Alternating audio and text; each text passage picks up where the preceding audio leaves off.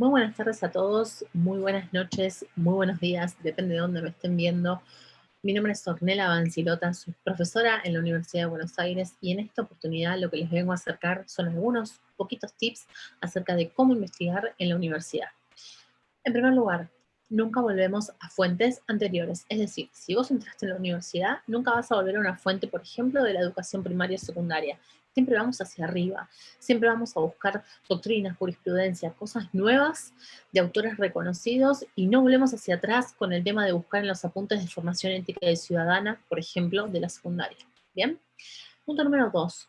Cuando entremos a Internet vamos a encontrar un mundo tremendo, lleno de cosas para poder saciar nuestros conocimientos. Sin embargo, debemos tener mucho cuidado y sacar información solo de aquellas fuentes confiables y que sabemos que son seguras. Es decir, si bien es una redundancia, hace mucho tiempo, cuando yo me estaba por recibir, había un lugar que era el Rincón del Vago y ahí se subían todas las monografías que hacían los estudiantes. Bien, paréntesis.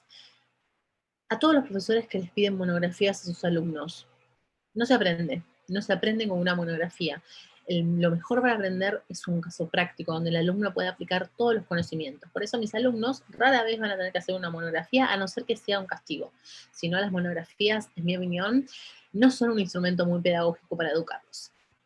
En ese sentido, antes, como nos mandaban a hacer monografías consuetudinariamente, entramos a la página de Rincón del Vago, o había otro que en ese momento no me acuerdo, si ustedes se acuerdan lo pueden comentar abajo en el video, a todos lugares que era una réplica y eran trabajos pegados y copiados y pegados de diferentes lugares del mundo, que solo había que cambiarle el tuteo o el voceo. Bueno, una locura, no lo hagan.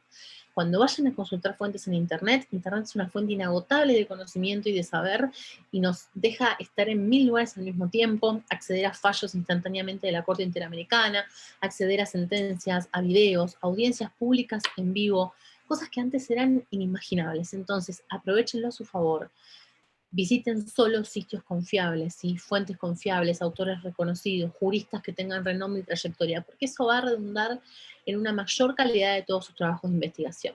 Por último, nunca se olviden de citar a la fuente en sus trabajos, ¿sí? Hay varias pautas para citar, están las normas APA, las pautas naranjas, bueno, hay una cantidad de modos de citar bibliografía. Por favor, háganlo correctamente. Word encima nos ayuda muchísimo a hacer eso y nosotros si no también podemos ayudarlos facilitándoles esas normas.